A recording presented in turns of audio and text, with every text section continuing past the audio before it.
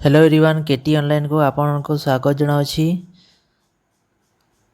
ओ triple S रो आज किछि recruitment calendar रे चेंज हेछि तो देखि नेबा कोन कोन सब चेंज हेछि बोली कि तो एथे देखुतबे जो एलआई फॉरेस्ट गार्ड रो तार फिजिकल डेट को शिफ्ट करिकि अगस्त रे कर दिया जाइछि जोटा कि पूर्व जुलाई मंथ थिला।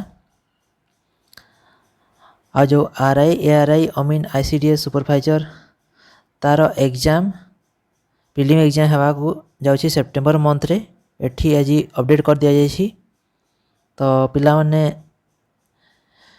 फिजिकल पे भी रेडी होथांतो आउ आरआई एआरआई एग्जाम पे भी रेडी होथांतो।